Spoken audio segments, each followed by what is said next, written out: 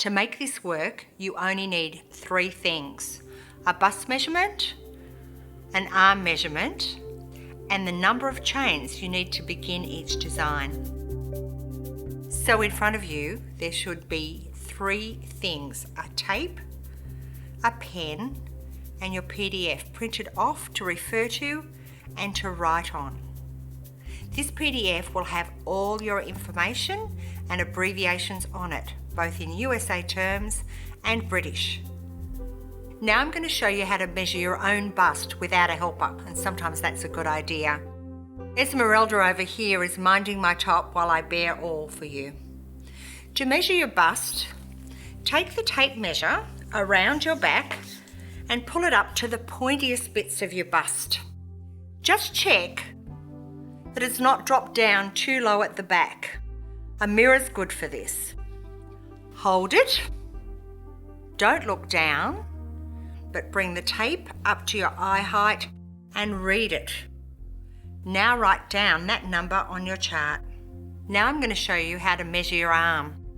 Make a loop in the tape and slide it up onto your arm until you reach the largest bit.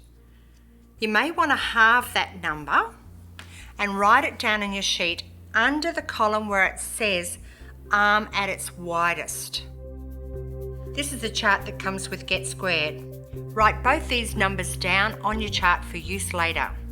We're going to call the chart our magic numbers chart, and later for the patterns that will be referred to as MN. M for magic, N for number. Circle the corresponding magic number on your chart.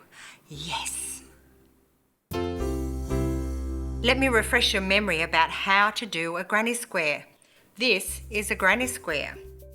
This is the stitch we'll be using all through the Get Squared technique, hence the name. Let me show you how to do a shell. Yarn over the hook, insert it into the 1 chain space between the 2 shells and pull up a loop. There will be 3 loops on your hook. Yarn over hook, pull through 2, yarn over hook, pull through the last 2 loops. Here in Australia this is called a treble, but in USA it's called a double crochet. I'll do that again. Yarn over the hook, insert it into the 1 chain space, pull up a loop, 3 loops on the hook, yarn over the hook, pull through 2, yarn over the hook and pull through the last 2 loops on the hook. This is the second stitch. 1 more and we will have a shell. Yarn over the hook, pull up a loop, pull through 2, pull through 2. In the pattern it says a shell is defined as being 3 trebles or 3 double crochets in USA and 1 chain. So let's make the chain. 1 chain. I'm going to work another shell into the next chain space.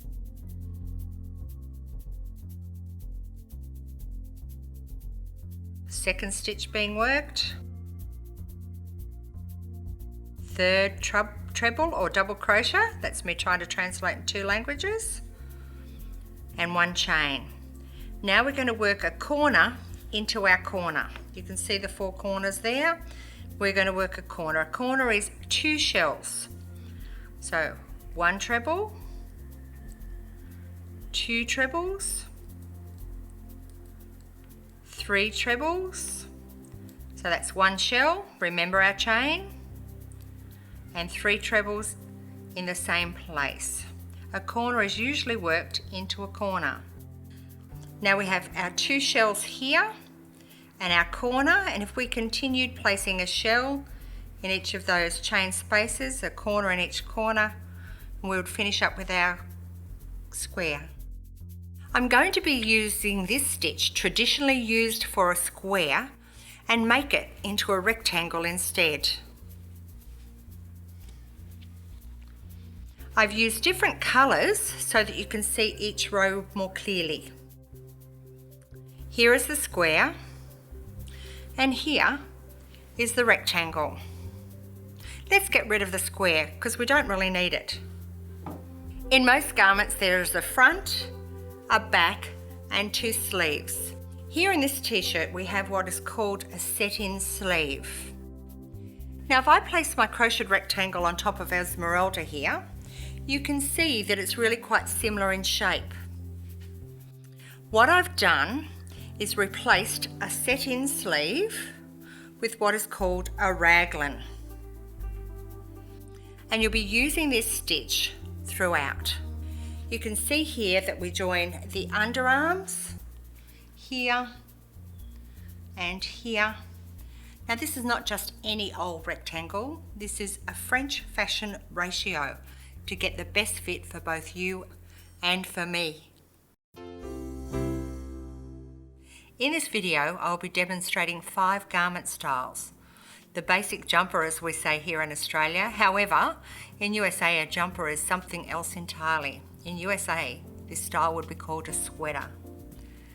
Number 2, the basic cardigan. The third one will be a cardigan with extended fronts.